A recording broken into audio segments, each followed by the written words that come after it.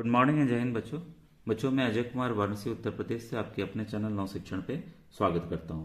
बच्चों आपको पता है मैं आपको यशस्वी एग्जाम ठीक है और साथ में श्रेष्ठ एग्जाम की भी तैयारी करा रहा हूं, क्योंकि दोनों परीक्षाओं का कोर्स जो है वो सेम है और मैंने सिलेबस दोनों दिखाए हुए हैं। तो प्लेलिस्ट से आप दोनों वीडियोस जाके देख लीजिएगा कौन बच्चे इसको दे सकते हैं कौन नहीं दे सकते हैं। और जिन बच्चों ने भी NMMS की तैयारी की है काफी उनके लिए आसान हो जाएगा, क्योंकि काफी कुछ चीजें उसी में से आएंगी। ठीक है, श्रेष्ठा का मैंने कुछ एक पेपर बना के दिखाया हुआ है, आप उसको देख लीजिएगा। ये यशस्वी वाले भी बच्चे, क्योंकि बच्चों सेम पैटर्न है, आप में भी वैसे ही सवाल आने हैं। और जिन बच्चों का अभी टाइम है, अभी क्योंकि वीडियोस मैं धीरे धीरे बना रहा हूँ तो अभी फॉर्म आने में भी समय है, लग रहा है, परीक्षा में भी काफी समय है। तो आप क्या करेंगे, गणित क्योंकि सबसे ज्यादा नंबर का आता है, 30 नंबर का आता है, तो आप मेरे नवोदय के मैथ्स के वीडियोस बच्चों देख लीजिएगा जो कक्षा 6 के लिए बताया मैंने, क्योंकि उसी पैटर्न के क्वेश्चन 20 से 25 क्वेश्चन बच्चों उसी लेवल के आ रहे हैं। ठीक है, कुछ क्वेश्चंस जो हैं 6, 7, 8 के लेवल के हैं। ठीक है, वो उसकी तैयारी आपकी ऑलरेडी हो रखी होगी, नहीं हो रखी है तो आप मेरे राष्ट्रीय आय आधारित छात्रवृत्ति परीक्षा के गणित के वीडियो देख लीजिएगा, उससे आपकी और तैयारी हो जाएगी। समय के साथ में गणित के भी वीडियोस और बना के डालूंगा। ठीक है, अब आइए आज के चैप्टर को स्टार्ट करें। मैं पहला चैप्टर आपको पढ़ा रहा हूं इस समय, जो है आपका क्रॉप रोटेशन एंड मैनेजमेंट, यानी कि फसल उत्पादन और प्रबंधन। ठीक है बच्चों, इसमें आइए जो क्वेश्चंस बच्चों अंदर से ही बन के आएंगे, एकदम आसान आएंगे, तो इसलिए मैं पूरे चैप्टर को सोच रहा हूँ समझा दूं, क्योंकि अगर मैं ऐसे रटाऊंगा तो आप रट भी नहीं पाएंगे और आपको याद चीजें नहीं रहेंगी। अब देखिए यहाँ आज हम लोग पढ़ने वाले, पिछले 2 वीडियोस आप देख लीजिएगा। इसके लिए आज हम लोग पढ़ने जा रहे हैं कि उर्वरक और खाद में अंतर क्या है। पहला है देखिए, fertiliser is an inorganic salt, एकदम सही बात है। जो उर्वरक है वो एक अकार्बनिक लवण है। ठीक है, manure is a natural substance obtained by the decomposition of cattle dung, human waste and plant residues. खाद जो है एक प्राकृतिक पदार्थ है जो गोबर, मानव अपशिष्ट एवं पौधों के अवशेष के विघटन से प्राप्त होता है। ठीक है, अब विघटन कौन करता है आपको पता ही है, जो सूक्ष्म जीव होते हैं वो करते हैं। If fertiliser is prepared in factories, इनका फैक्ट्रीज में उत्पादन होता है, मैन्योर को खेतों में पैदा किया जाता है। If fertiliser does not provide any humus to the soil, humus ये प्रोवाइड नहीं करता है मिट्टी में। ठीक है, ह्यूमस को ह्यूमस ही हिंदी में कहते हैं बच्चों, और manure provides a lot of humus to the soil, बहुत ज्यादा ह्यूमस देता है। देखिए, fertiliser are very rich in plant nutrients like nitrogen, phosphorus and potassium, NPK। ठीक है, manure is relatively rich in plant nutrients, इसमें कम होता है। ठीक है, तो ऑलरेडी मैंने पिछले वीडियो में इसके फायदे बता रखे हैं, तो उसको आप देख लीजिएगा। ठीक है, अब देखिए यहाँ मैं बताने जा रहा हूँ, एग्जाम में आ सकता है कि इसमें से मैन्योर का यानी कि खाद का कौन सा फायदा नहीं है। ठीक है, तो जब आप जानते रहेंगे इसके फायदे क्या हैं, क्योंकि ऐसे ही सेम पॉइंट्स एग्जाम में आपके आने वाले हैं, बदल के बच्चों नहीं आएगा, ध्यान दीजिएगा, सेम पॉइंट्स आने वाले हैं। ठीक है, अब देखिए ये क्या है, it enhances the water holding capacity of the soil, काफी इंपॉर्टेंट पॉइंट है बच्चों। ठीक है, इससे मिट्टी की जल धारण क्षमता में वृद्धि होती है।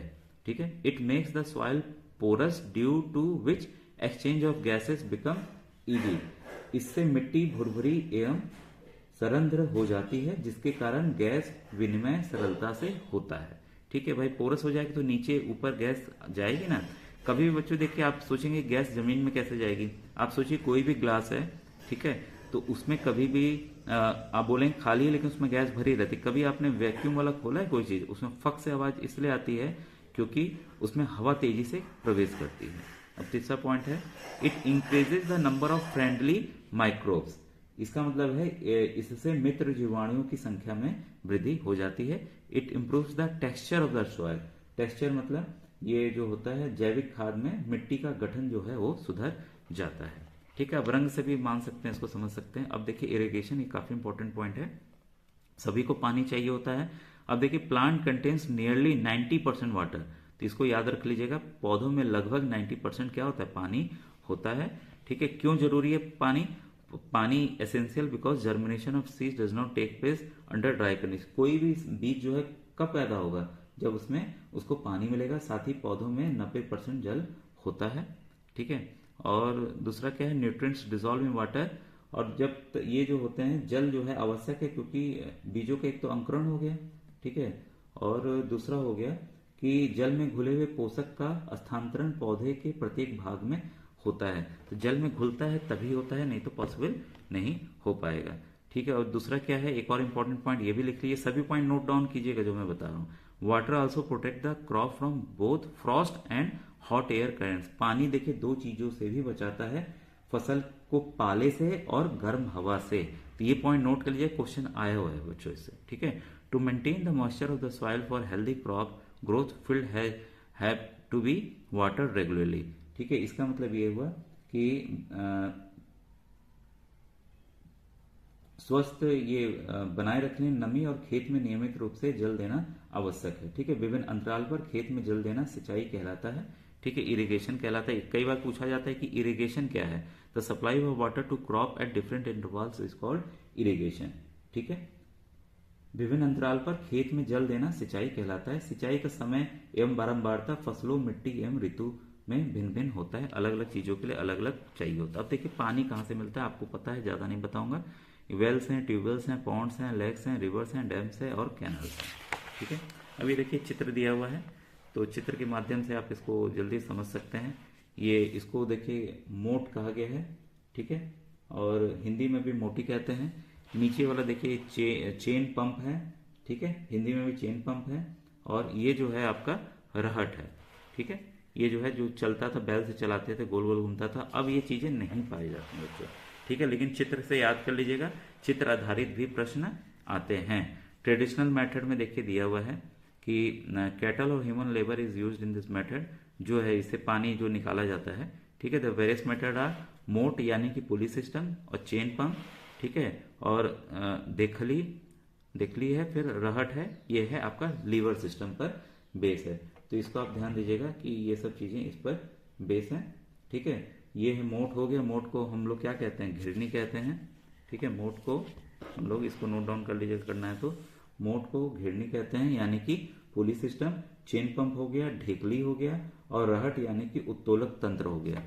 ठीक है, उत्तोलक तंत्र पे ये काम करता है रहट आपका। Pump are commonly use for lifting water. Pump का जो इस्तेमाल किया जाता है पानी को उठाने के लिए किया जाता है, अब सब जगह हो रहा है। और डीजल से, बायोगैस से, बिजली से, सोलर से, इस समय सब तरह के पंप बच्चों आ रहे हैं। ठीक है, अब ये देखिए इंपॉर्टेंट है, स्प्रिंकलर सिस्टम पे कई बार आते हैं सवाल, ड्रिप सिस्टम पे आते हैं। ये इसमें आईएएस तक के एग्जाम में बच्चों ये सवाल आते हैं, तो इसको आप समझ लीजिए। स्प्रिंकलर सिस्टम है क्या, ये जो बच्चों है इसको मैं, आप पढ़ लीजिए, इसको बता दे रहा हूं। इस विधि का उपयोग असमतल भूमि के लिए किया जाता है। असमतल, जहां समतल भूमि नहीं है उसके लिए इसका प्रयोग किया जाता है। ये देखिए स्प्रिंकलर सिस्टम को दिखा रहा है। ठीक है, पाइप से गया है, पाइप के पंप लगा हुआ है और पंप के द्वारा पानी जो है छिड़काव हो रहा है। ठीक है, तो इसमें कहाँ किया जाता है, ये इंपॉर्टेंट है बच्चों, कि जहां पर अनइवन लैंड होती है और sufficient where sufficient water is not available, वहां के लिए किया जाता है।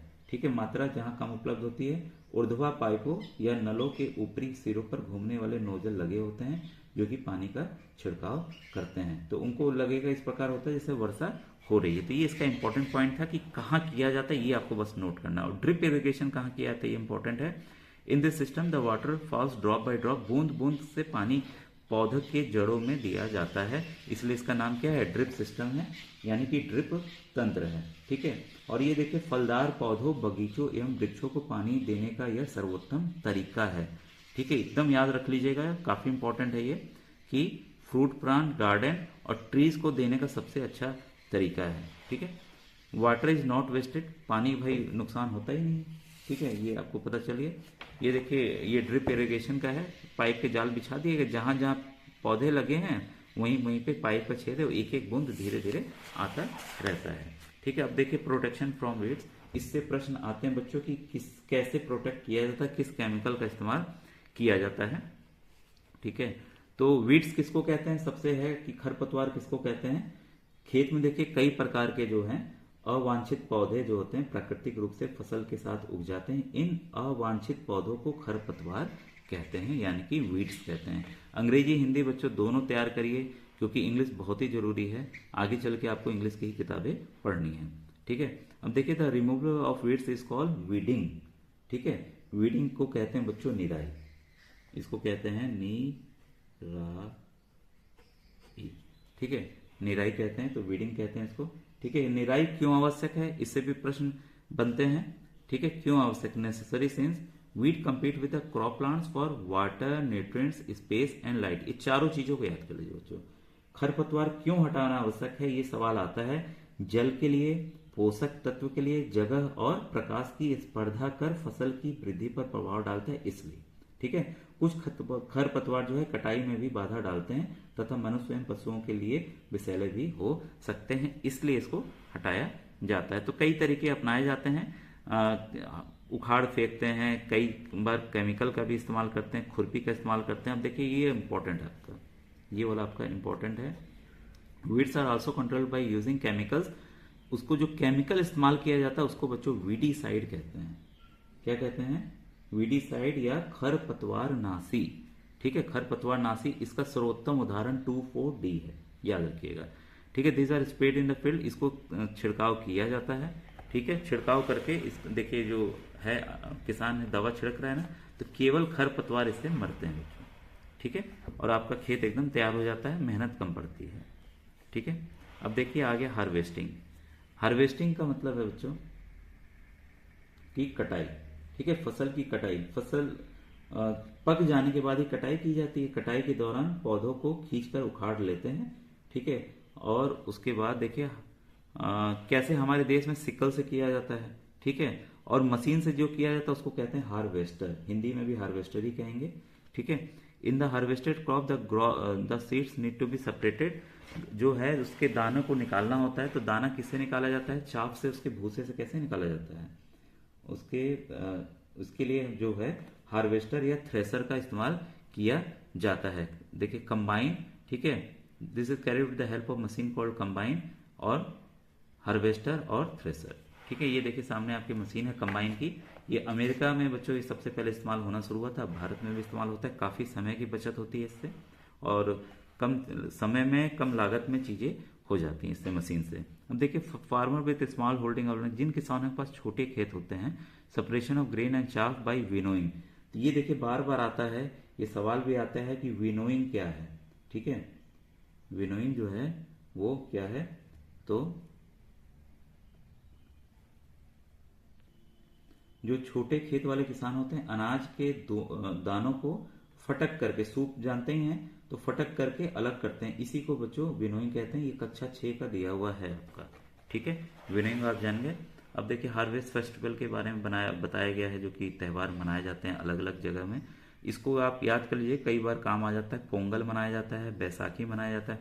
पोंगल आपको पता है, पोंगल तमिलनाडु में मनाया जाता है। बैसाखी आपको पंजाब में, होली, दिवाली, नवबन्या, बिहू असम में मनाया जाता है। तो ये सब त्यौहार हार्वेस्ट के फेस्टिवल के त्यौहार हैं।